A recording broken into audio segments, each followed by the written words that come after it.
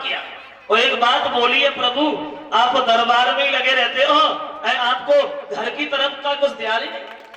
बोले घर में क्या हो गया, सब ठीक ठाक है ना? बोले बहुत सब ठीक है, लेकिन रुक्मिणी को देखो, अरे रुक्मिणी की तरफ देखो, अब तो मेरी बेटी समझदार हो गई है, शादी के लायक हो गई है। कोई सुंदर घर देखो, कोई सुंदर वर देखो, जो चरित्र का साथ हो, समाज में इज्जत हो, लोग जहां सम्मान करते हो, जिसके साथ हम अपनी बेटी की शादी करें। जो भीष्मक ने सुना तो भीष्मक बोले हम तो बिल्कुल भूल ही गए थे, लेकिन तुमने अच्छा किया जो तुमने हमें बता दिया। चिंता न करो, आज ही जा रहा हूं और अभी जाके अपनी बेटी की शादी पक्की अभी करूंगा। चिंता न करो, अभी गए और अभी आए। दरबार में भीष्मक जाके पहुंचे और सबसे एक बात बोले, देखो भैया, अभी तक तो जो कार्यकाल चल रहा था वो बढ़िया था, अब ये सब काम बंद कर दो, कोई काम नहीं होगा। सिर्फ हमारी एक बेटी है, उसकी शादी की ही बात होगी। और आज हम ये नहीं चाहेंगे कि ये फैसला हम खुद करें, क्योंकि ये फैसला हम आप सब लोगों से कराना चाहते हैं।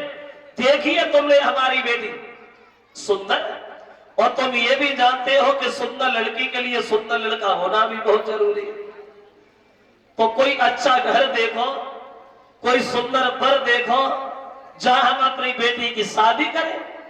जो ये शब्द कहे, अब दरबार में जितने भी लोग बैठे हैं, जिसके जो मन में आया उसी ने उसी का ही नाम ले दिया। एक बोलने लगा, महाराज हम बोले हाँ हाँ बोलो। कहने लगा, प्रभु अगर रुक्मिणी का विवाह दुर्योधन से कर दो तो हमारी तरह बड़ा राजा है, परिवार भी उसका बहुत बड़ा है, 100 भाई है उसके, अगर उनसे शादी हो जाए तो।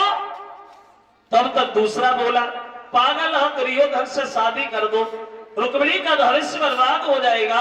अरे वो घमंडी है, किसी को सुनता नहीं है, वो हम लोगों के लायक थोड़ी है, कोई और देखो। तीसरा बोला, जरासंध कैसा रहेगा, वो भी मगध का रहने वाला राजा है, उससे शादी कर दो। चौथा बोलने लगा, पागल हो, जरासंध शादी कर दो, पागल हो गए हो, बुद्धि खराब है, बूढ़ा भी है और कायर भी है, क्योंकि कन्हैया से हारा है 17 बार ये तुम्हें, उसे भी भूलना। और कोई देखो, अब तो मैं एक मुसीबत खड़ी हो गई, बात एक बनाता है तो दूसरा बिगाड़ देता है। सुबह से दोपहर, दोपहर से शाम, लेकिन ये काम नहीं होगा कि रुक्मिणी का विवाह होगा। वो दशा बनेगी दरबार में महाराज के।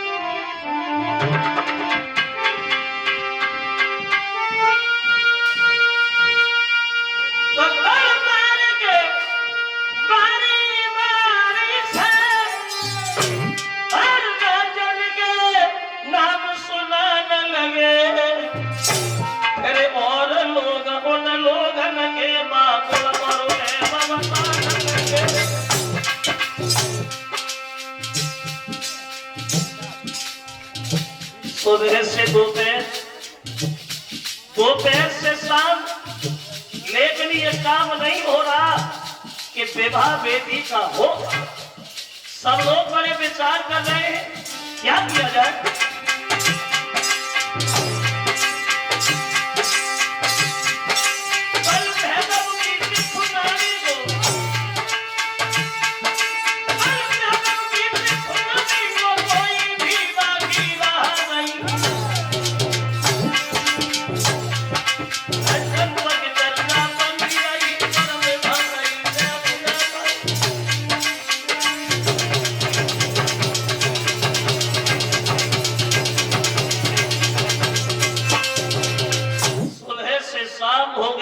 लिए कोई फैसला नहीं कर सका श्रोता बंधुओं कि रुक्मिणी का विवाह होगा। और जब ये फैसला नहीं हुआ तो एक जो था वो बाद में सबसे बोला, जब दरबार बंद होने को आया, भीष्मक बोले फैसला नहीं हो रहा है तो चलो कोई बात नहीं, कल बात होगी, अभी बंद करो। तो बाद में एक बोला, प्रभु सब लोग बोल चुके तो क्या हमें भी अनुमति है, क्या हम भी बोल सकते हैं? हाँ तुम भी कहो।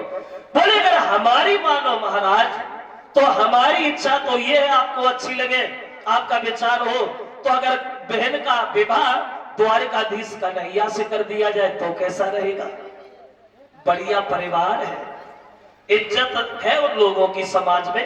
अगर रुक्मिणी की शादी कन्हैया से कर दो तो जो ये शब्द कहे तो भीष्म खुशी के मारे गिद्दी से उछल पड़े। हो गया फैसला।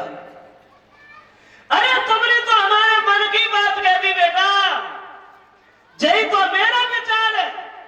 और नारद ने भी मुझसे कहा था कि तुम्हारी बेटी का विवाह कन्हैया से होगा, तो बात पक्की हो गई। और फिर तो खबर कि कुंदनपुर नरेश भीष्मक अपनी बेटी का टीका चढ़ाने के लिए आ रहे। जो ये शब्द कहे तो और तो कोई नहीं बोला, लेकिन उनका सबसे बड़ा लड़का रुकुम खड़ा हो गया और वो चिल्लाने लगा, पागल हो गए।